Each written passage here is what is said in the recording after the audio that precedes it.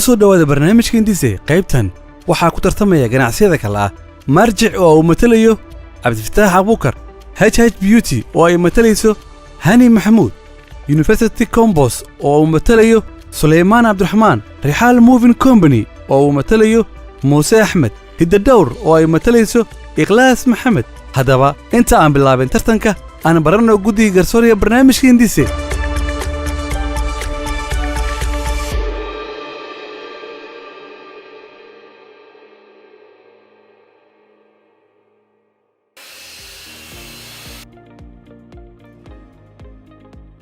cabdixakiin maxamed ismaaciil waxaan ahay asaasaha iyo gudoomiyaha shirkadda Xadiid Industries Group. Xadiid mar bay ahayd fikrad, maantana waxay ka mid tahay shirkadaha ugu horeeya ama ugu weyn dhinaca birta wax soo saarka dalkeena. waxaan ka mid ahay garsoorayaasha Hindise. dhammaan tartamayaasha waxaan u rajaynayaa guul. magacaygu waa Dr. Cabdiraxmaan Xasan Yuusuf, waxaan ahay asaasaha Mira International Schools iyo Bulshakaab Clinic. hadda waxaan ahay madaxa waxbarashada IRS Hub iyo gudoomiyaha Cabdicaziz Youth Center. in ka badan 110 shirkadood baan 5 sano ugu dambeysay waxaan ka ahaa fikradahooda ganacsi garsoore iyo qiimeeye. magacaygu waa Dr. Idil Maxamed Cabdiraxmaan, waxaan ahay asaasaha iyo maamulka xarunta Kaafiya Center. waxay u istaagtay inay wax badan ka bedesho dhanka shaqo la'aanta magaalada iyo qoysaska Soomaaliyeed guud ahaan. waxaa jirto oraah dahabi ah oo leeyahay Robert Collin oo leh guushu waxay ka imaataa isku darka hoola yaryar iyo joogteentooda. magacayga waa Amira Aweys Abubakar, waxaan ahaa milkiilaha Amira Lab and Pharma. waxaa kaloo ahay online coach dhanka nutrition-ka. marka ahaa ardayga waxaa jiray riyooyin aan lahaa taasoo maanta miro dhashay. waxaa jirta oraah dahabi ah oo oranaysa guul walba waxa ay ka bilaabataa riyo, waxa ayna ku dhamaataa fulin. ka rumey riyadaada inta ay ruuxda kugu jirto, taa oo mar walba igu dhiirigelin jirtay ka rumeynta riyooyinkayga.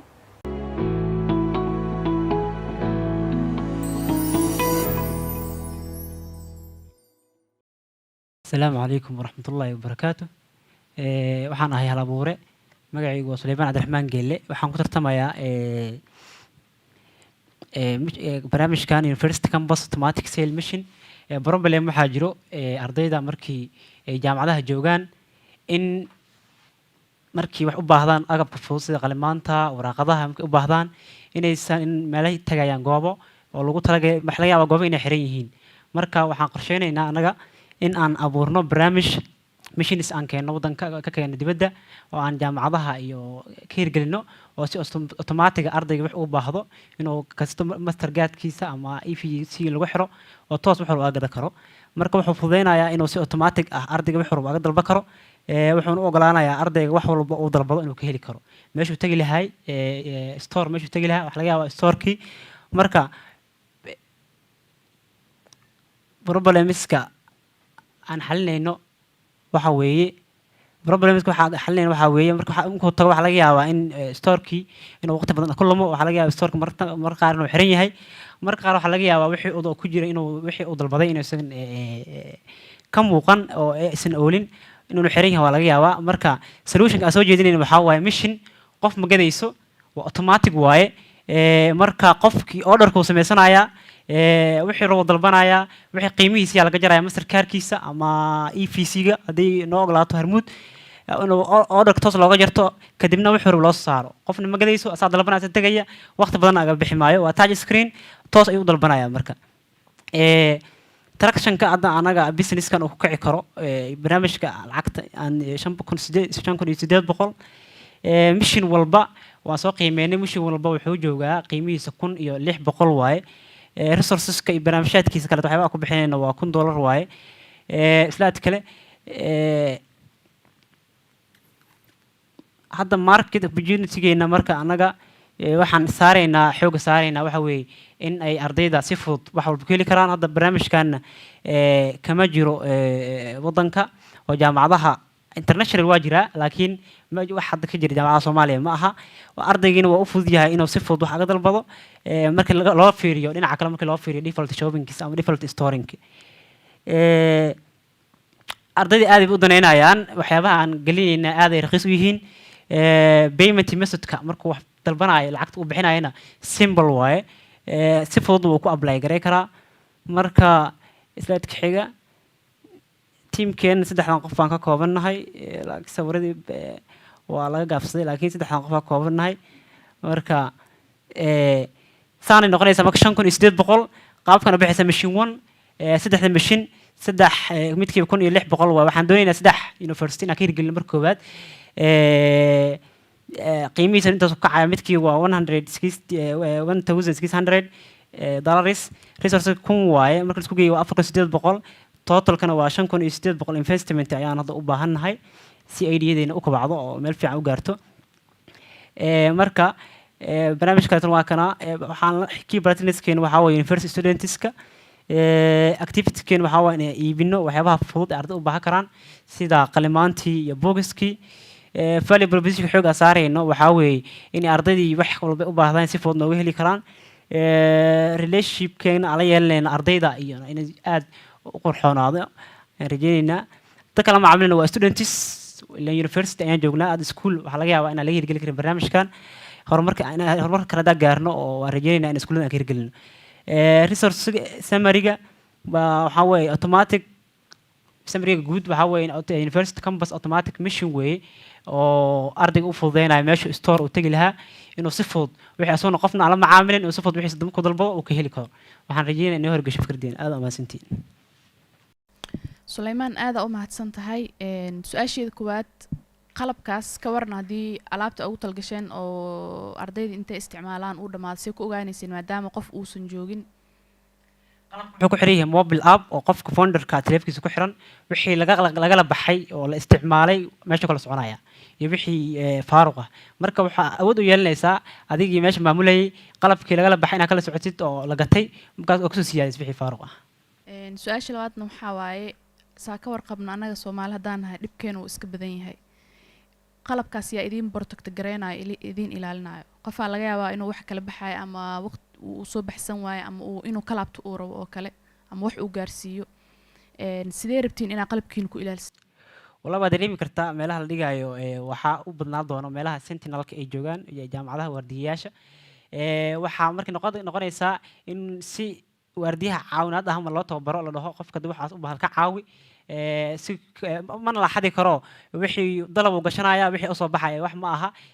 gacanta si la galay laga soo baxaya ma in qalabka xitaa oo laga ciladeeyaa laga yaabaa ka wada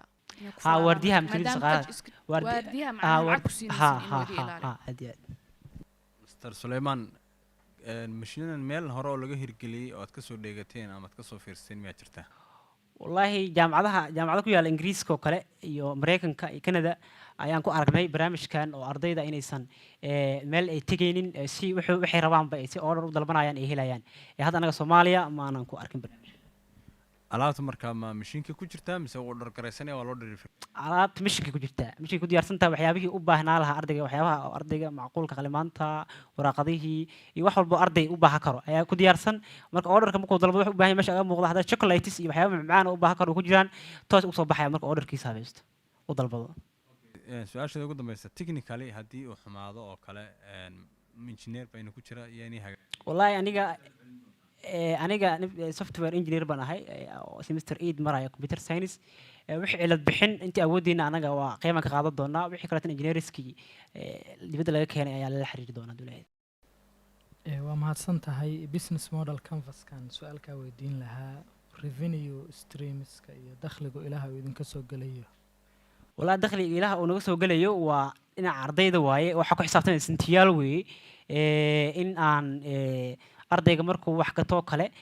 سنتياش أنا كويس السنة لا حلقة وأنا ريفينيو عن هلا وأيديا هذا بريف فكردان وحن رجينا ريفينيو في عن إن شاء الله. بسم الله سليمان أداء ما صنت هاي إن سؤالك بدينا وحيت هاي وحقنا جامعتها مدن كجرو وحليهن إن ميل اللي وقي قلمان تيبو وقتها كيال يعني أرضي كتان ردنا إن كيف ينوعي أو يعني وقنعين دونتان جامعتها إن برنامج كان هذا ما صنت هاي هذا التراديشنال ولا سيجورا جامعات والله جامعات هذا وحلو ترتمى تكنولوجيا لو ترتمى جامعات وحنا كده أدعي كرنا أنا أود رجينا إن وحول لو بدل تكنولوجي مركا ستور ماشي لقيت جاي أو ستور كقف كجدا إنه سكجر ده لقيه مركا قار haddii qaabkan aga dhaadhicin waxaa laga yaabaa inay noo fasho fikraddeena waana rajeynaynaa insha allah. waa mahadsantahay.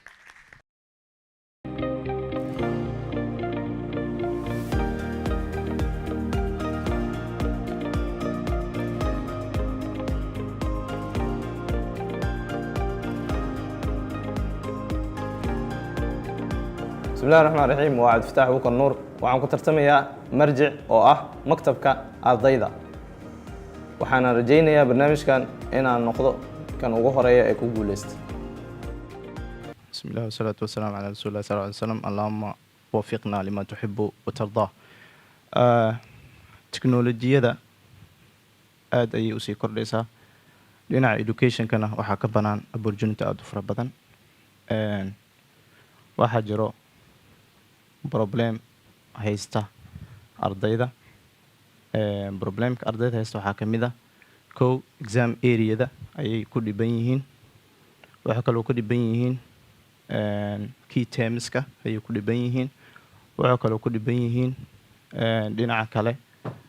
koorsooyin fara badan oo markii oo semesterka la gaaro loo soo bandhigo oo ku adag survey u baahan. problemka solutionkiisa wuxuu noqonayaa marjic platform oo keeni doona application oo ardayga uu testi ka gali doono beri buuga uu imtixaanka leeyahay. wuxuu kaloo ardayga heli doonaa application platform kale oo difficult questionska uu key termska uu ku weydiin doono iyo course-ka survey in lagu sameeyo kadibna la dulqaado. tractionkeena wax weeyaan bisha koowaad 20 ilaa 8,000 ilaa 2,500 ay ka gaarto bisha labaad 40 ilaa 3,500. May qaybta oo difficult course waxaan ka filaynaa 500 ilaa 6,000 ayaan ka filaynaa. graph haddaa fiirisiin uu kordhayaa growth weeyaan. market opportunity aad loo baahan yahay ardayda dhan way dhiban yihiin key termska ku dhiban yihiin marka in loo fududeeyo weeyaan. competitive advantage keena wax weeyaan maadaama target keena students uu yahay exam area aad loo difficult terms far badan jiro macallimiinta mar qaar way xumaadaan si oo sare loogu qaado.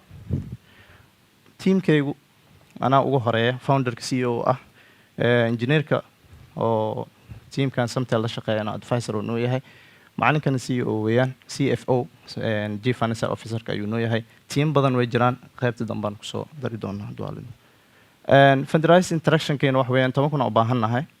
10 keena first choice keena waa friends, second choice keena barnaamijkan aan karabnaa. third kana waxaan u ah Qabdo Xasan Adow Ilaahi yara. business model conference keena waa kana key partner waxaan la jaamacada fara badan Hilaal iyo Hodmas iyo Himilo. key activity keena waxa waa in platform sameeyno ardayda oo aan ka support gareyno dhinacyada ay ka dhiban yihiin. value proposition keena waxa waa ardayda marjic wuxuu yahay maktab ayuu yahay. customer relationka aad iyo aad relation ugu dhaxeeya jaamacadaha iyo ardaydaba. segmentigeena waxa weeyaan qaybo fara badan oo kala qaybinay ardayda iyo teacherska iyo jaamacadaha. resource oo baahana waa internet iyo lecturer iyo office equipment oo baahanahay. channels keena waxa weeyaan waa social media iyo Facebook iyo ayaan ka sameeynayna. cost structure keena wax weeyaan waxa u baahanahay lacag gaaraysa 10,000 waxaana ku bixisaa sida meesha ni wacad. revenue stream keena waxaan filaynaa 44,000 inaan sanadkan inta ka dhiman aan gaarsiino si asintiyaasha ardayda aan u guranayno. summary ahaan sideedaba marjic loo baahan yahay waa platform ardayda dhibka ka saaraya oo u fududeynaya key termska maanta ku adag imtixaanka. sidoo kale ardayda wuxuu u fududeynayaa in haddii oo maxaa lahaa area examination oo kale uu beri imtixaan rabo inuu galo uu isku testi gareynaa question bank aa lahaa 100 su'aala la gelinaa 20 uu soo tuuraa haddana mar labaad isku celinaa 20 kale uu soo tuuraa mar saddexaad isku celinaa 20 kale uu soo tuuraa. sidoo kale ardayda semester kasto waxaa jiro macallimiinta oo dhan 5 macallimiin ma wada active aha marwar qaar macallimiin oo yara adag oo wax fahamsiiskooda adag ku soo aadayo surveillance sameynayna jaamacadaha dhan aan tageynaa si jaamacadaas marka aan ugu soo ogaano maanta semesterkan maxaa ku adag ardayda kadibna semesterkaas marka ka caawinayna galaas u sameynayna jaamacadaha dhaxdooda ku sameynayna hadhoodina meesha ugu badan ee revenue-geena naga soo galay ayaa meesha ah. marka business model conference-keena haddii ay u celisid wax yar jaanis ah haystaa meeshaan costigiina waxaa ku baxaayo officeka ilaa $1,000 ku baxay qaybta oo runningka waxaan u baxay 3,000 qaybta oo maxaa la lahaa oo si fiican looma arko maxaa la lahaa iyagana waxaa ku baxaya 2,000 adiga intaanu costigiina noqonaa insha allah wixii su'aalaha oo guddigan ka sugaya soo dhawaada gud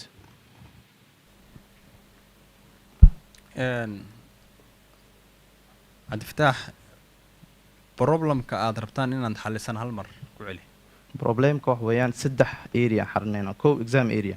ardayda mar walba macallimiinta waxay weydiiyaan bir imtixaan ma xaq galeena buug dhinaca ka keenay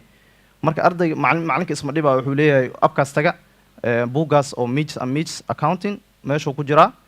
testiga ku fiiriya mar walba marka waxaan soo gelinaynaa the possible questions oo macallimiinta ay keenaan anagoo survey aan sameynayno oo jaamacadaha aan tagayno kow waa areadaas area labaad waxa waaye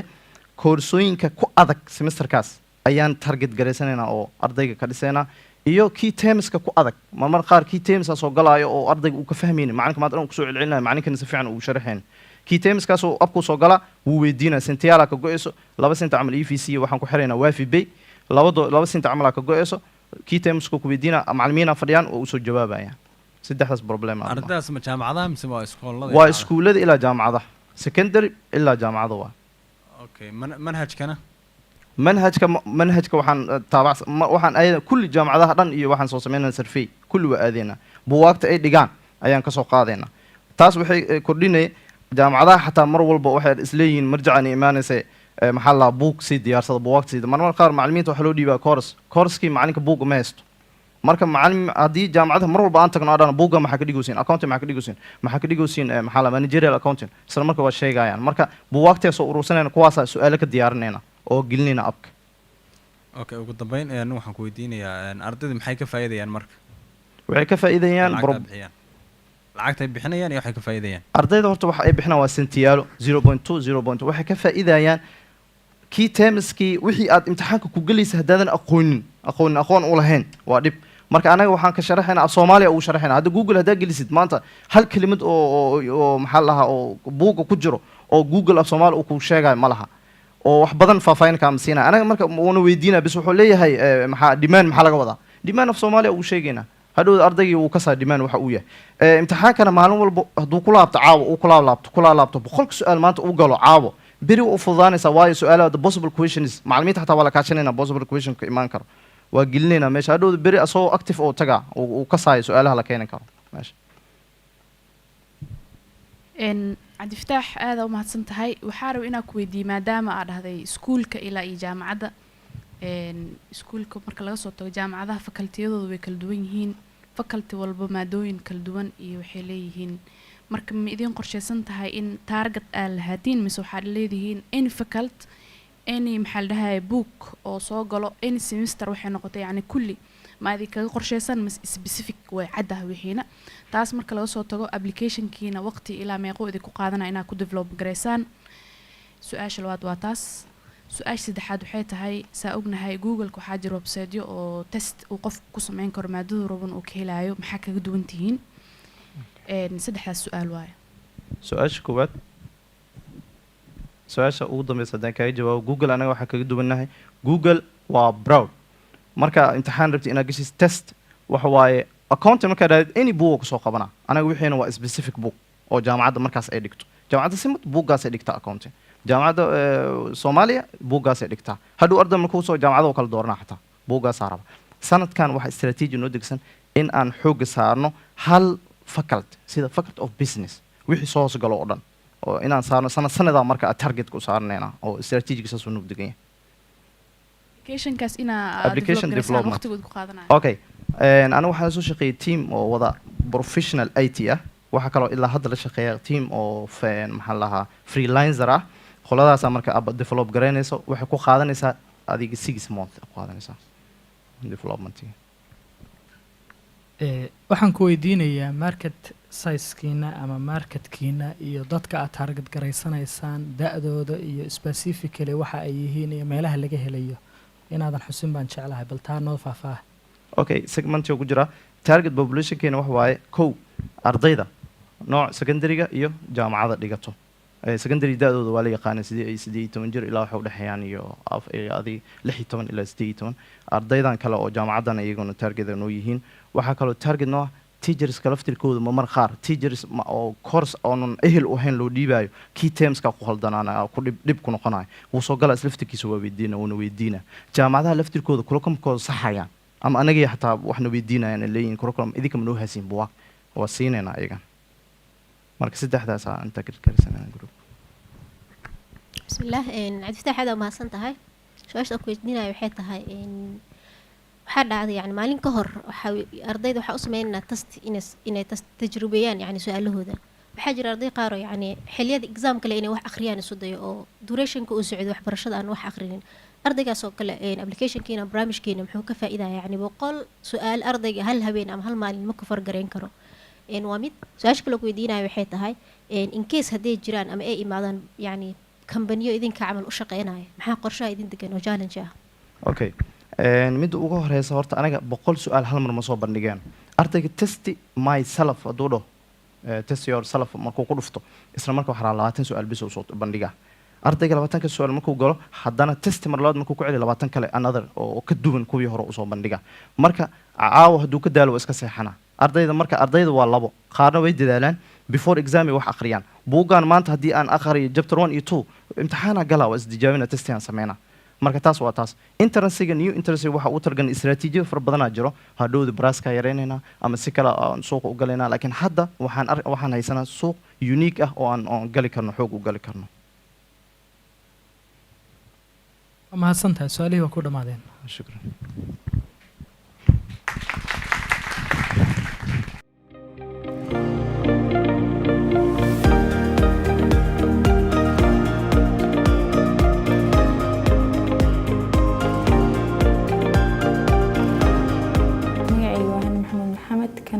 tartamayaasha barnaamijka hindisihiis yaalabuur kuna tartamaysa fikradda ganacsiga oo la magac baxday H&H Beauty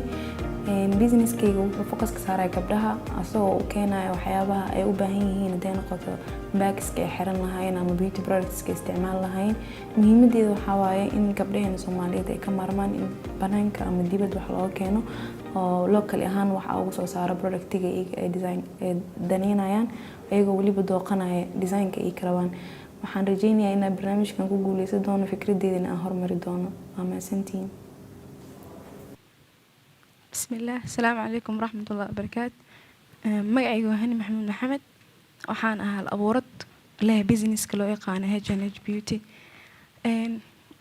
fikraddan waxay u dhalatay anoo ah markaa levelka jaamacadda dhiganayay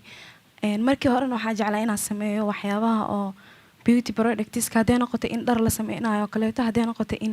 waxyaabaha makeupkii waxaas loo isticmaalo so waxaa xasuustaa markaa jaamacadda dhigin jiray waxaa sameyn jiray dharka gurigeena yaalo ama walaalkii dharkiisa inaa qabto jarjaro den boorso aa ka sameyso den jaamacadda kusoo aado so anoo fikraddas leh haddana waxaa jaanis u helay inaa dhigto academy oo lagu barto fashion designinka taasoo iga saacidaysa hadda inaa productigayga ama brandigayga aan sameysan karo so problemska arka waxaa kamid ah marka Soomaaliya joogno badana alaabteena ama waxyaabaha isqurxinta gabdhaha u isticmaalo waxay ka yimaadaan banaanka then sometimes waxyaabaha qaar aan internet ka arkeen available ma ahan oo ma heli karno teeda kaleetan wax oo aniga ahaan hadii oo noqoto labiskeena ama environmentgeena oo saacidaya ma noqonayso ama friendly la ah that's why our problems ka arkay anina waa face graded ani oo asxaabteyda kamid ahayn way face gareeyeen so in this problem marka arkay waxa la imaa solution ah ina ani sameeyo productiga anina ay saacido dad kalena ay saacido okay solutionkayga waxa markii ina brand oo Soomaali aan sameeyo kaasoo saacidayo dadka localkayga ama environmentiga aan ku noolahay kaasoo ka helayaan high quality products oo provide gareenay sometimes waxyaabaha aan sameeyo waxa kamid ah lip glosska iyo creamska so that's why ani waxay ka saacidaysaa in skinkeena oo safe ku yahay environmentigeena oo friendly leeyahay and in another time oo markay noqoto bags ko kaleeto waxa ka saacidaya in aesthetic bags helaan like designs oo kaga duwan yahay kaas materialkoodana aad u wanaagsan yahay market opportunity gaas waxa kamid ah ani market targetkayga waxa way gabdhaha markii gabdhaha la fiirinayeen waxyaabaha ay jecel yihiin waxa kamid ah inay wax oo meel yaal inay soo qaataan waxay ka jecel yihiin wax iyaga loo sameeyna ama customized inay helaan that's why aan rabaa inaan u sameeyo customized ones oo designska iyaga dalbanayaan oo kaleeto inay helaan hadda attractionskayga ku laabto like waxaa sameeyey selis oo 2 bilood ah February waxaa sameeyey seliskayga $288 kaasoo revenue-gayga uu ahaa $67 and March waxaa sameeyey $360 84 revenue aan sameeyey currently teamka ani keligay waaye soo qof kale oo partner ma lihi next fundraising inaan sameeyo hadda u baahanahay waxaa waaye $3,000 haddii aan qaybiyo ama breakdown aan ku sameeyo budgetkaas waxaa waaye sewing machine u baahanahay inaan dharka aan ku sameeyo ani ama bagska hadday noqoto printing machineska oo iga saacidaya in qofka designku rabo aan ugu dhejin karo hadday noqoto magac hadday noqoto sawiro ama waxyaabo asi oo prefer gareynaya qofka inaan marketing sameeyo raw materialska waxay igu qaadanaysaa $350 inaan ku sameeyo aan muhiimada ah in business situation aan sameeyo sourceska iga soo helayaan oo ka heli karo meelahaas waxaa ka mid ah in familykayga dib ugu laabto oo kasoo aruuriyo ama friendskayga ama investments donationskana inaan crowdfunding sameeyo campaign dadka ii soo aruuriyaan tabarucaad ii sameeyaan model canvaskayga hadda mar fiirino key partnerskayga waxaa ka mid dadka supplierka alaabta ii keenaayo ani haddaa sameeyo productska dadka u geyn lahaa cosmetic shopska sameynayo boutiqueska ama carwooyinka oo hadday noqoto markii bagska aan sameeyo dadkaas la wadaagi doono key activitieska waxaa waaye inaan producing sameeyo ani wax soo saaro marketing inaan sameeyo iyo sales inaan sameeyo value propositionkayga waxaa ka mid ah value propositionkayga haddaa hal erey kusoo qeex waxaa waaye inaa high quality products dadka aa gaarsiiyo oo iyagoo weliba customized ones ah customer relationka iga lexeynaya waxaa waaye personal resourceka u baahanaya waxaa machineska hadda hore usoo sheegnay raw materialskas iyo equipmentska aan isticmaali doono iyo fundiska lacagay igu bixi lahaa markaas journalka isticmaala waa online iyo ama retail inaan sameeyo dadka au gaarsiiyo revenue-gayga waxaa ka heli doonaa sales inaan sameeyo donationska sida hadda sheegaya investment hadduu qof oo investment igu sameynaya ama baatin haddii helayo oo kaleeto costigaygana waxay ku bixi doonaa equipmentiga promotionska marketingka productionka anigaa sameynayo haddii aan hel eri kusoo koobo waa H&H Beauty waa product waa business online ah currently hadda Muqdisho ka shaqeeya kaasoo gabdhaha offer gareynayo inay quality products ay helaan iyagoo weliba wax iyaga preference igooda aan customized ahaan lagu sameynayo waa mahadsantihiin hani aad u mahadsan tahay su-aasheeda koowaad waxaa waaye waxaa ka dhawaajisay inaad sameynaysid kareemyo oo ugu talgashay gabdhaha sidaa ka warqabno dadka maqaarkooda isku mid ma ahan kareemka aad soo saartid iyo skin typeka dadka sidee rabtaa inaad u manage garaysid su-aasha labaad waxay tahay magaalada boorsooyin badan oo gabdho ah way jiraan kuwa sameeya iyo kuwaana sameyn marka boorsadaada maxay kaga duwan tahay ama boorsooyinkaa sameyn doontid maxay kaga duwan tahay boorsooyinkii hore oo magaalada yaaleen su-aasha koowaad maxay ahayd su-aasha koowaad waxay ahayd maadaama aragtid inaad kareem sameysid dadka maqaarkooda way kala duwan yihiin dad maqaar waxaa jiro saliid leh dad aanan saliid leh dad sensitive ah hal kareem haddaa usoo saartid maqaarkaas oo dadka kala nooca see rabtaa inaad ku manage garaysid haddii la dhaho maxaa laboratory la sameynaa waxay u baahan tahay like lab ama wax oo chemicals in lala xiriiriyo backgroundkayga biochemistry waayo so waa iga caawinaysa inaa waxaas sameeyo tan kaleeto oo ah inaa maxaa lahaa su-aasha kale maxay boorsadaada maxay boorsooyinka magaalada taalo ay kaga duwan tahay okay story yara in la wadaagaa inta boorsadan ay iibinayay waxaa jirta macalimadeeda oo maxaa lahaa businesskii soo baraysay so boorsada ani inta iga gadan ka hor waxaa jirta meel ay kasoo gadatay so waxay la kulantay inuu macnaha garab uu ka qabanayo materialka zaaid wuxuu u ahaa light ama daciif so ani markaa teeda u geeyso automatically different ay dareentay so waxaa marka materialka ugu duwan aan dhihi karaa waxyaaba kale ugu duwan waxaa ka mid inaa ani sameyn doono waxyaabaa ognaa dhan waxaa laga keenaa banaanka so anoo isticmaalayo product wadankeena yaalo in ani sameeyo then materialkaas ugu duwanahay iyo waxyaaba kale ugu duwanaan waxay ka mid tahay in haddii noqoto laba gabdhood oo saaxiibo kaleeto marka waxyaabaha gabdhaha saaxiibada lagu yaqaan waxaa ka mid in twinning ay sameeyaan dharka isku ekaadaan oo kaleeto in ani customized ay heli karaan oo wax iyagu u baahanayaan aan u sameyn karo waa mahadsan tahay su-aasha aan ku weydiinayo waxaa weeye marka laga hadlayo competitiveka yaa competitive ku ah iyada laftigeedu waa qeyb oo shirkada ah oo waxaagoo kale ama wax u dhow soo saara sameeya okay hadda boorsooyinka kaleeto meelaha iibiyo waxaa ka mid ah aragsan bin caarif so carwooyinkaasoo kaleeto ani maxaa uga duwanaan karaa hadda aragsan oo kaleeto maxaa meesha hadda oo comparison ka dhacay boorsadeedii iyo boorsad kaleeto oo gabadha kale ii sheegaysay bina caarif oo kaleeto iyadana sidoo kale sometimes waxay keentaa kuwa oo anoo kale daarab inaan xirto ma xirin kari cause wax oo waxaa ku sawiran ilmo camal loogu talagalay aan isticmaali kari that's why uga duwanaan karaa ani markii oo cosmeticska ay noqoto A1 makeup iyo makeup oo meelaha kale lagu gado kuwa kale horta meelaha kale lagu gado waxaa waaye like low quality waaye wax oo la iska soo xaabiyo waaye then oo kan A1 makeup store kan like zaid u qaali u yahay qofka ma afford garan karo that's why ugu duwanaan kuwan price ka ugu duwanaan doona kuwan quality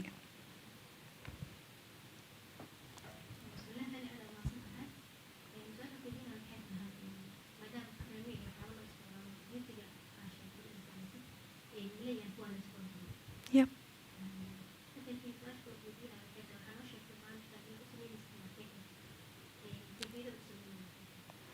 marketing waxaa ugu sameynaa through social media so haddaba online waaye waxaa ku gadaa Instagram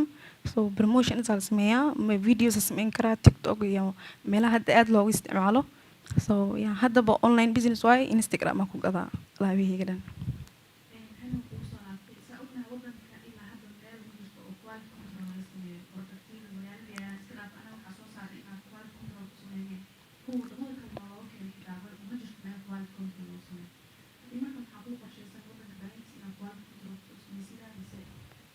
of course Janice I would like in abaxo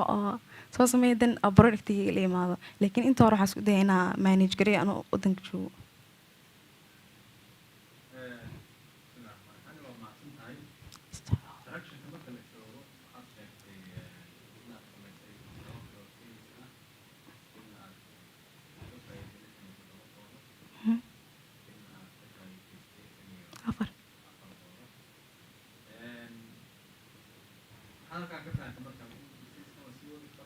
Yeah, profitable inuu yahay ogaada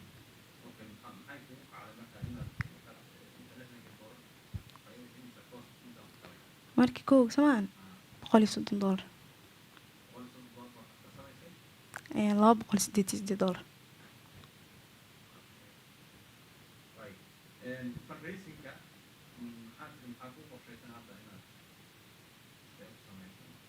si lacag isku helaa inaa familkayga lacag ka qaato iyo in oo crowdfunding sameeyo dadka asxaabteyda iyo dad kaleeto oo waxaa jiro asxaab kusii xiran haddii storygaaga ka helaan lacagta kusoo heli karaan iyo investment inaa bank kasoo qaato thank you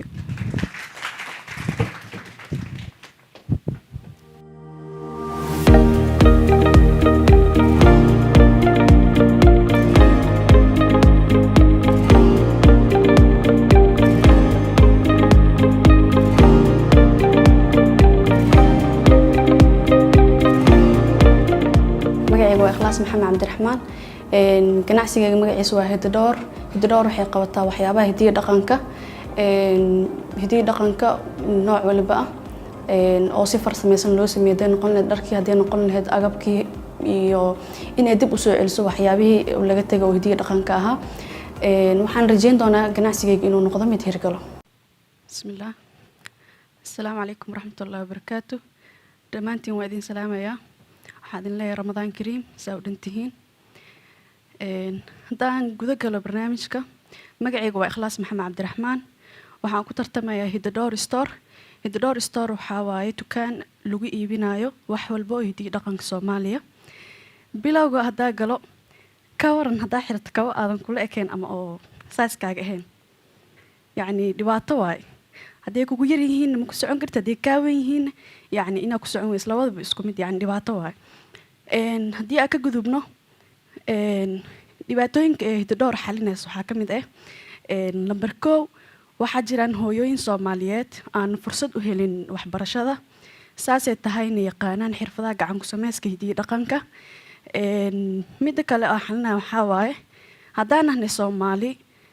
waxaa wadankeena kasii guuraayo waxyaabihii hidiyo dhaqanka u lahayn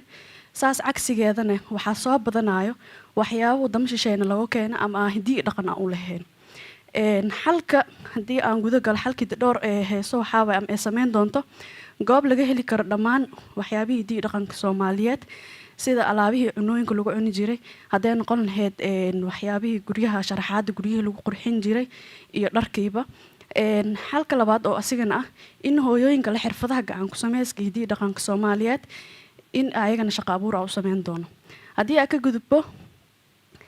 qarashaadka guud oo yacni aan isticmaal doono ama aan u baahanahay dhowr qeyba u kala bixiye lacagaa isbabedelo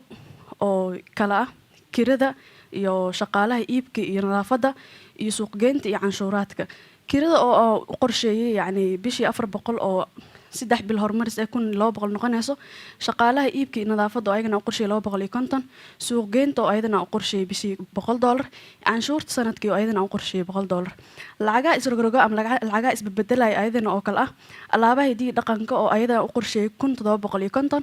Shaqaalaha wax soo saarka oo ayadana u qorsheeyay 200 iyo korontada aan u qorsheeyay $100. Qurxinta iyo qalabeynta goobta oo Hiddoor Store oo ayadana u qorsheeyay 900 iyo lacagaha dadban oo ayadana u qorsheeyay $100. Haddii aan ka gudbo fursadda suuqa way jiraan xarumooyin laga helo waxyaabaha hidiyo dhaqanka oo aan aad u horumarsaneen. Laakiin ma jirto dukaan qaas ama loogu hagaagayo wax walba hidiyo dhaqan. Maanta haddii kugu soo dhacdo yacni wax hidiyo dhaqan u baahatid ama dhowr shay u baahatid dukaan ugu hagaagaysa ma jirto. Waxay kugu qaadanaya inaad dhowr meelo kala duwan u aadid. Haddii aan ka gudbo dadka aan la tartamayo waa jiraan meelo laga helayo waxyaabaha hidiyo dhaqanka. Waxaan kaga dubnaan doonaa alaabaha oo qurxinta hidiyo dhaqanka oo horumarsan oo si horumarsan loo sameeyay iyo alaab tayo sare leh kana muuqato hidiyo dhaqanka iyo in goob walba aad joogto markaas lagu keeni karo. Haddii aan ka gudbo meeshaaseeto kooxdeeda waxay ka tirsan tahay 4 qof. Aniga ugu hore Ikhlaas oo bartay fashion design iyo Raxmo oo ayadana baratay xirfad gacan ku sameyska iyo haddii ahaan leed saliyad iyo waxyaabahaas. Engineer Cabduul oo asigana bartay engineering iyo interior design. Hani oo ayadana baratay business administration. Haddii aan ka gudbo maalgelinta guud oo u baahanahay meesha hadda aan ugu soo hadlo oo ah 4700. Haddii aan kasii gudbo business model canvas-kayga waxaa waaye kaybatinarigayga waxay noqonayaan warshadaha dharka, shirkadaha la talinta ganacsiga, harqaanleyda, dowladda, dukaamada dharka, hoteelada iyo guryaha. Activitieska waxaa waaye soo saaridda alaabaha hidiyo dhaqanka, tolista dharka hidiyo dhaqanka, qurxinta guryaha iyo hoteelada iyo xarumaha gaarka. Resourcesiga waxaa waaye alaabaha hidiyo dhaqanka iyo harqaamada iyo maxaa la dhahaa shaqaalaha dharka hidiyo dhaqanka. Intaaseeto. Value propositionka waxaa waaye alaabo ka turjumaya hidiyo dhaqanka iyo tayo sare leh iyo goob walba aad joogtid in lagu keeni karo. Sidoo kale customer relationka waxaa waaye caawinta macaamiisheeda iyo in kalsooni gelin iyo soo dhaweyn iyo ka warqab mar walba in laga warqabo macaamiishaada. Maxaa la dhahaa journalistka waxaa waaye in aan dadka weji ka weji oo gado oo dukaankayga inay imaadaan hadday noqon lahayd iyo qaab online ahaan haddii yacni oo waddanka dibaddiisa ama meel kale ama gobol ay jiraan in ay kasoo dalban karaan. Maxaa la dhahaa kostiga waxaa waaye lacagihii hadday aan kasoo hadlay oo ayadana noqonayso wadarteeda guud 4700 review qaybtaaneetan waxaa waaye qaybta yacni lacagta kusoo saari lahaa ama lacagta aan kusoo okay.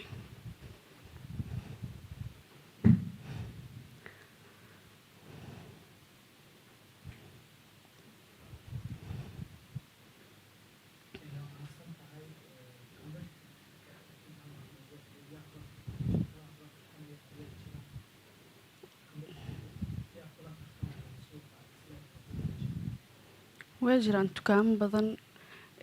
tusaale ahaan yacni badanaa laakiin waxaa jira maqaayado aan is arkay Hiddosoor oo kaleeto haddaad tagtid Xamrooyne waxaa jira meelo lagu sameeyo waxyaabaha hidiyo dhaqanka laakiin aan horumarsaneen oo yacni si horumarsan aan loo sameyn way jiraan kuwaasaa la tartama.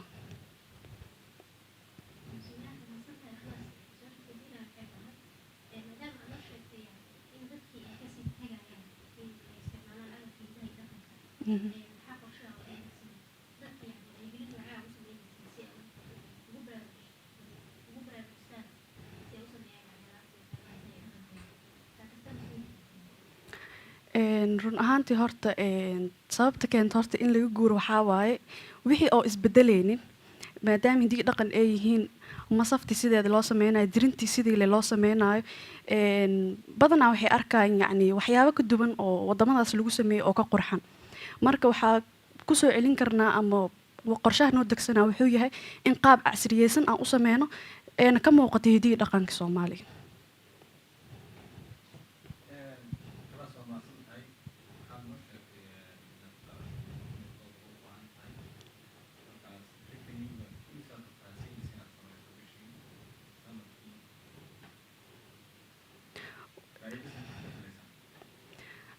run ahaantii horta ganacsigeyga waa mid hadda kadib aa sameyn rabo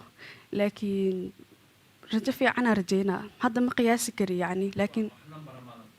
lambar maana sameyn yacni waxyaabaha u baahanaa number u sameeyey laakiin qaybtaaneeto maadaama oo businesskeyga ahayn business hore u jira oo hadda kadib aa sameyn rabo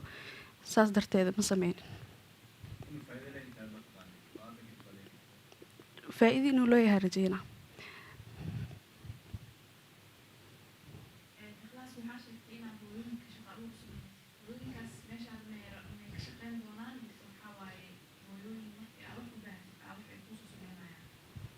meesheeda igala shaqeyn doonaan maadaama ay meesha tahay meel oo hidii dhaqanka soomaaliyeed lagu sameynayo badanaa waxaa loo baahan yahay waxyaabaha hidii dhaqanka waxayna u badan yihiin waxyaabo gacanta lagu sameynayo maadaama maamooyinkaaseeta ee shaqo oo toos ay haysanin in oo meeshaas ay igala shaqeyn doonaan adinkaan badan mahadsanin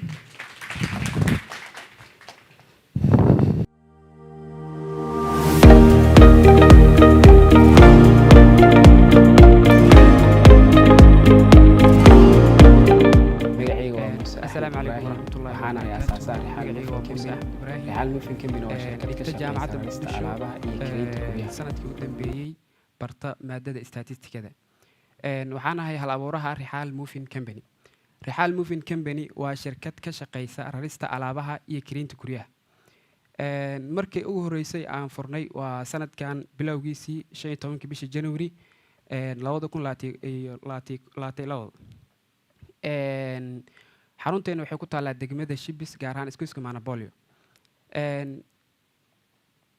problemka aan xalinayno waxay tahay maadaama ay tahay raris shirkadda ay ka shaqeyso rarista alaabaha iyo kireynta guryaha problem waxaa jiro qofka markuu maanta u baahdo inuu meel ka guuro meel kale u guuro problem wuxuu kala kulmaa helista gaari ayaa waxay ku qaadanaysaa waqti iyo qarash ayaa ugu baxayo sidoo kale alaabtiisana safe uma ahayn sababtoo ah meel oo damaanad leh ma laha marka problemka solutionkeena waa maxay marka solutionka waxa waaye halkii oo qofka wax ka raadi lahay adeeg waxaan sameynaa qofka oo wacaya number oo guriga loogu imaanayo asigoo guriga joogo ayaa loogu imaanayaa marka meeshaas waxaa ka baxay problemka ahay oo waqtiga iyo qarashka ku lumi lahay alaabtiisana damaanad ayaa u qaadayna sababtoo ah waa company financial traction maadaama bisha afraad ay furan tahay shirkadda labadan bilood ayaan shaqeynay bisha koowaad waxay ahayd January qalabeyn xafiis iyo waxaas ku qaadatay bisha koowaad oo February revenue-ga aan qabanay bisha koowaad waxay ahayd 239 expense-ga xamaali waxaa noo qoran xamaali iyo gawaari oo noo diiwaan gashan oo alaabta raro marka xamaali waxaa ku baxday 56 gaariga oo ninka iska leh maadaama gaari aan lahayn 78 furfurista iyo xirxirista alaabahana sidoo kale waxaa ku baxday $60 marka $45 ay net income ku noqonaa bishii Maarso waxaa qabanay 110 oo revenue ah expense-ga wuxuu noqday 18 gaariga 37 furfurista iyo xirxirista alaabahana waxay qaadatay $30 $25 net income marka ka soco market opportunity maadaama ay tahay market opportunity-ga oo adeegan baahi weyn loo qabo oo suuqa ka jirin waxaan isleeyahay waa adeeg aad iyo aad dadka ugu baahan yihiin marka fursadiisana ay bannaan tahay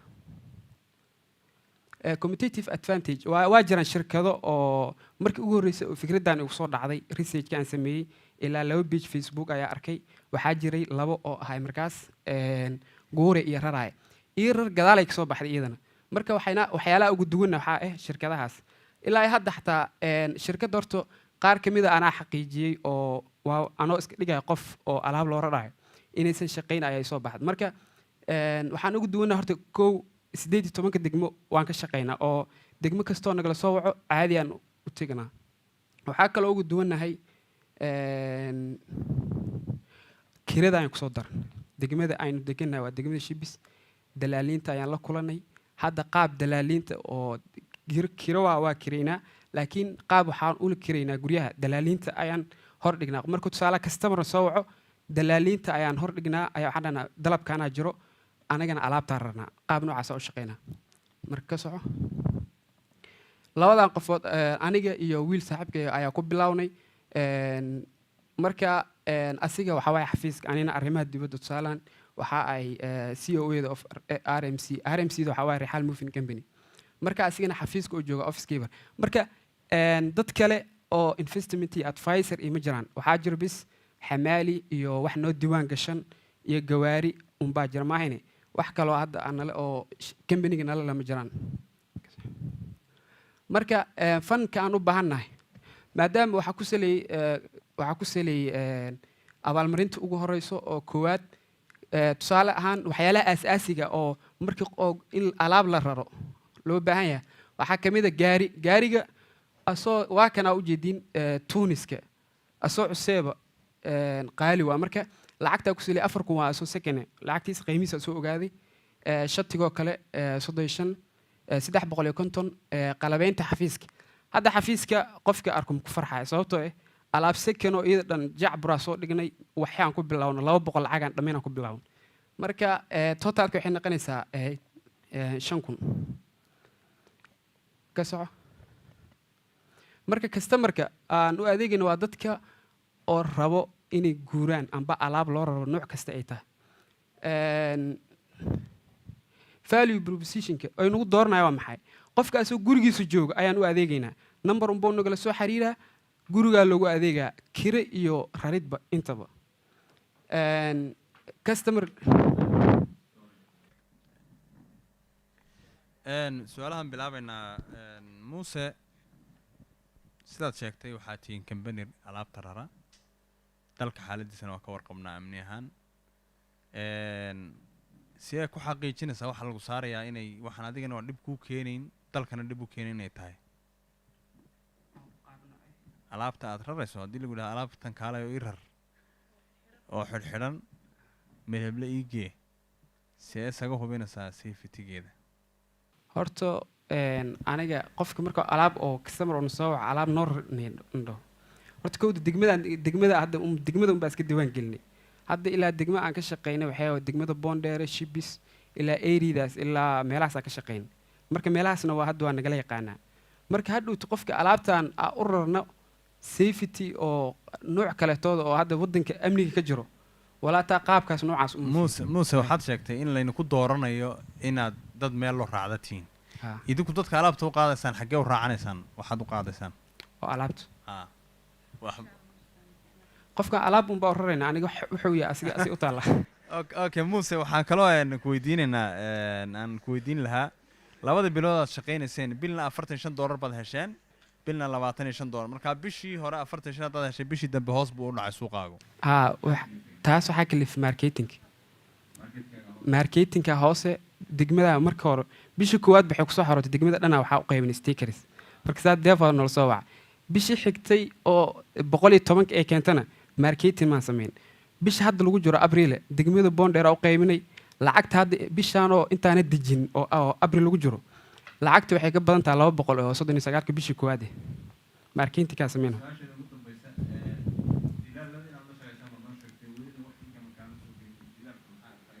dalaalka faa'iida isku qabno horta kow isbarasho ahayd inaan xaaladda meesha ka jirto jooga aan fahno degmada markii aan tagnay horta koodu aniga soo diiwaan gelin oo degmada qof aana ogeyn ma ka shaqeyn karo markaa tagnay ninka oo wiilka degmada jooga oo gudoomiyaha la kulmay wuxuu dhahay nihow maadaama fikirkaaga fikir fiican uu yahay dalaalinta kula kulansiinaa meeting kugu sameynaa marka meeting saas uu igu sameeyey noocaas waa la kulmay waxaa yidhi maadaama degmadii aa idinkana ka shaqaysiin xafiiskiina waaye aa isla shaqaysano qofkii customer ii yimaado kiri i weydiinayo idinkaa idinku soo xiraa qofkii idinkana aa aragtiin oo degmo kasta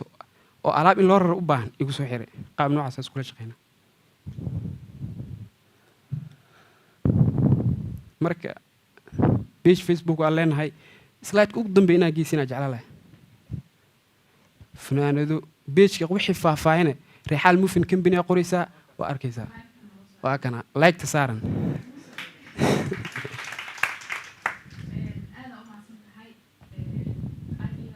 badanaa ku dhiban inay guriga markay baxayaan gaari raadistaas aadaa loogu dhiban yahay iyo guri kirayntaas waxaa raba inaan ku weydiiyo haddaay lacagta u baahan tahay markaa ka hadlaysay waxaa sheegtay 5,000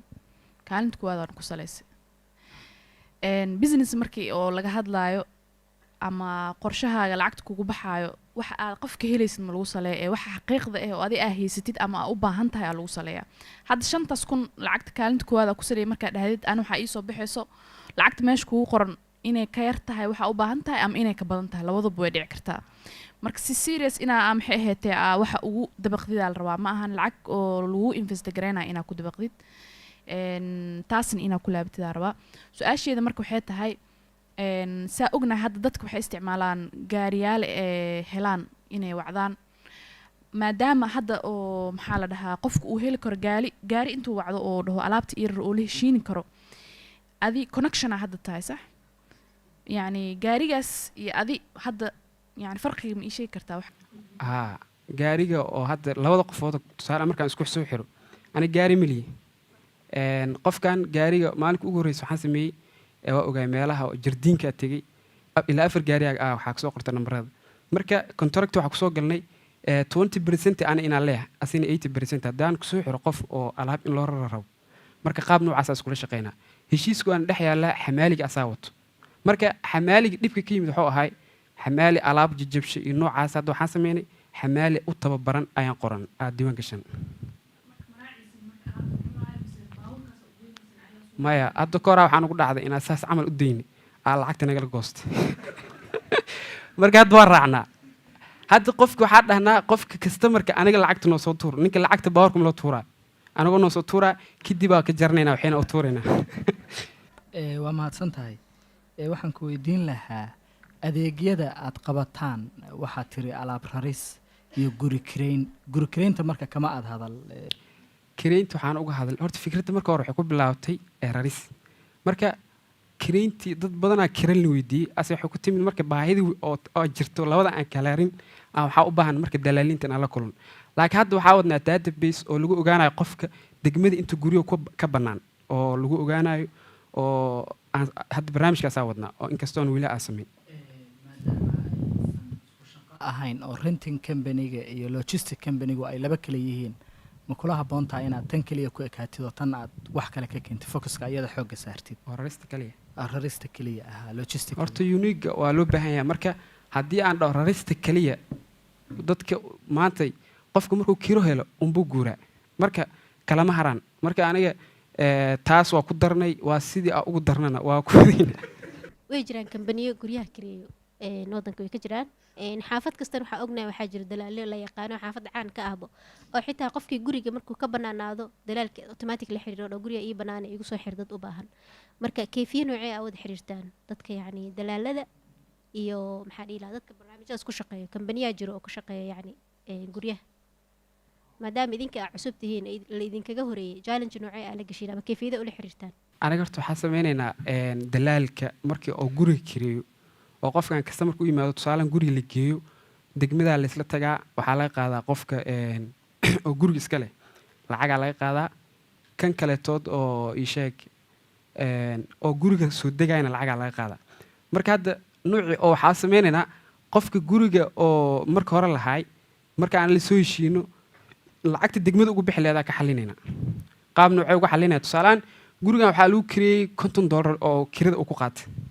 $10 degmada ugu bixi lahayd 10 dhiibaynaa oo guriga degan oo inaa oo jirnacam hadda dadkan dalaaliinta way yaqaanaan already dadka guryaha kireeyo iyagu waa barteen waa dad anagana lamid ah anagana waa barneen isku baraysiin dadka idinka aniga si iyagu u barteen oo baranayna wadiiqada loo maro waxaa jirto horta kow guryaha laga baxo oo la kireeyo guryaha baartimeetyada ugu badan marka guri kastana wuxuu leeyahay waardiye amba qof oo gurigaas kireeyo oo gooni oo waxaa laga yaabaa ninka guri iska leh inuuna shaqo ku lahayn qofkaasaa baranaynaa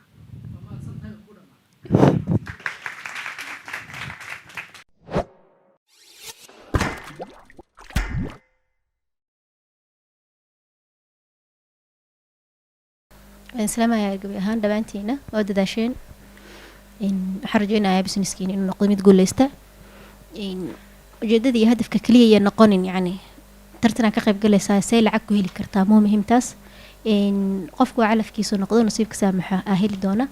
laakiin muhiimadda waxaa waaye maadaama aad tihiin dad dhalinyaro ah yacni idea iyo fikrado qurux badana la imaaday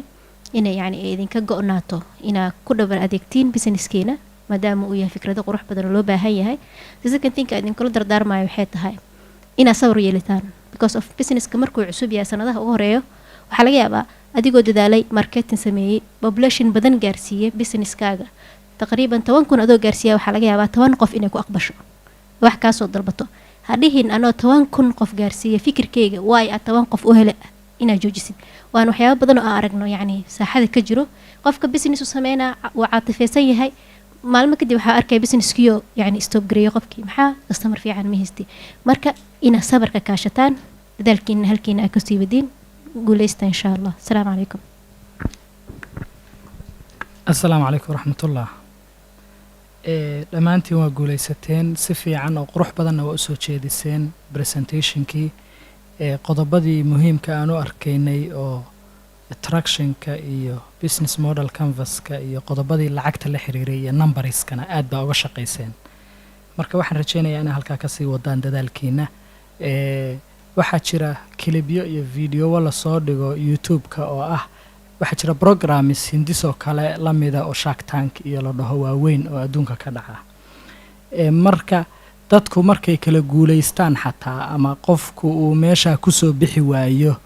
kalsoonida iyo hal adayga iyo go-aanka uu leeyahay darteed kuwaa ku muujiya ficil oo shirkaddii sii jirsiiyo ka dhiga wax jira oo muuqda oo xataa kuwii lacagta qaatay ka guuleysta marka waxaan u rajeynayaa koox kasta ee gari laba nin kama wada qoslisay soomaalidu tiraahdaa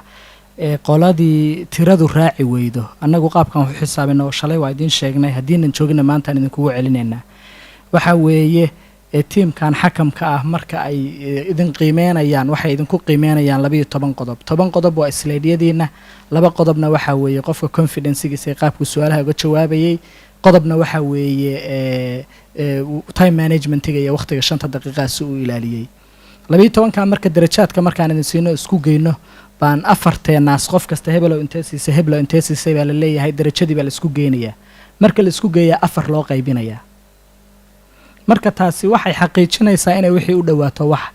ma aragta cadaalada oo fayrah wax 4 qof oo aan is arkayn oo kala duwan intee number meel ku qoratay numberadii la isku geeyay 4 loo qaybiyey waxa la awooday waa astaan iyo ay rees awooday in hal qof uu idin qiimeeyo laakiin waxa 4 looga dhigay waxa weeye qof basiba wuxuu arki karaa in la is dhamaystiro shalay waxaa guulahayd waxyaabaha lagu kala baxay pointiye ahayd sentiyo 25.25 baa lagu kala baxay maantana waxaan u maleynayaa darajada ka hor dhici mayo sidoo kale .25 iyo in lagu kala baxayaa dhici karta marka taasi waxay soo dhaweynaysaa run ahaanshiyaha waxa aan qiimeynayno qorayno guul baan kulligeen idin rajeynayaa guusha dheeriga ana waxaan u rajeynayaa cidda hadda tartankan ma aragtay 3 soo bixi weyda inay go-aankooda ka dhabeeyaan oo na tusaan inay jiri karaan insha allah si madalo kale iyo goobo kale aan ugu kulanno waa mahadsantihiin aadaa u mahadsantihiin waa ku faraxsanahay mar kale inaa barnaamijkan qayb weyn aa ka tihiin oo tusaalena aa u tihiin dhalinyaro soomaaliyeed oo idinka dambeeyo idi fiirsanayo in aad fikir hal abuur adinkoo jaamacada dhiganayo iyo adinkoo hadda jaamacadda dhameeyeyba aad fikir hal abuur ganacsi aa la timaadeen intaasna waxaan waxay dhiirigelin u tahay dhalinyarada kale oo idi daawanayso iyo idinka dambeyso talada idi siinayo waxay tahay qofka markuu uu guul dareysta marka la dhahayo markaa joogsatid waayo oo aa fadhiisatid laakiin mar walba oo waxaan aa isku dayaysid oo hooshaas aawadid mar walba guusha adi aa ku jirtid qodobka labaad waxaa waaye ha ka fikirin in lacag lagu siiyo ama hadafkaaga inaad gaartid ha ku xirin lacag hadafkaaga mar walba waa gaari kartaa waxayna ku xiran tahay tilaabooyinka aa qaadaysid lacagta ayadaa marka dambe kusoo doonanayso haddaa barnaamijkan ku guuleysatid macnaheeda ma ahan perfect waa ideyadaada haddii aadan ku guuleysaninna macnaheeda ma ahan idea xunaa haysataa ama ma u qalantid yacni sidii hadda uu ustaad cabdiraxmaan uu sheega waaye fikirkeena afarteena qofood qof walba siduu u arko iyo dhanka uu ka qiimeynaya marka laisku dardaro 4 loo qeybiyey aa kusoo kala baxdeen waxaa rajeynayaa tiimka soo baxayna inay ideyadiina ah hore usii wadiin oo more creative ah kasii dhigtiin kuwa aanan soo bixinna ayagana sidoo kale ee dib iskugu laabtaan hore usii wadaan barnaamij walba oo jaanis ama fursad aa ka arkaysidna aadan kala xishoonin guulaan idiin rajeynaa بسم الله الرحمن الرحيم dhammaantiin waa mahadsantihiin sida quruxda badan aad uga qayb gasheen tartanka runtii taladeeda aniga waxay tahay laba qodob baan rabaa inaan dul istaago mid waxay tahay in dadka markaad fikradaha u sheegtaan dad badan ay niyad jabinayaan la yaabayaan fikradda fikrad aan la yaabinna ma guulaysanba fikradda haddii lala yaabo oo la yidhaahdo fikradda noocan maxay ahayd waa qariib ma shaqaynayso marka waxaa la rabaa sidaa ay walaalihii iga horreeyay soo sheegeen inaad hal adayg yeelataan u sabirtaan fikradihiina saa u rumayn lahaydeenna aad in badan ka sheekaysaan oo dadka uga sheekaysaan oo ka dhaadhicisaan tan xigta waxa weeyaan waa magac bixinta ayaan rabaa inaan dul istaago runtii shantiinanba magacyadiinu way wada wanaagsan yihiin laakiin waxaa ugu sii fiican magaca ka turjumaya waxa aad soo bandhigayso sida marjic oo kale hida dhowr oo kale runtii magacyadaasi rixaal oo kale way fiican yihiin waxaan ku talin lahayn marka magacyada inay noqdaan magacyo ka turjumaya waxa aad qabanayso ugu dambeyn waxaan rabaa inaan inla wadaago natiijadii micraaj platform oo uu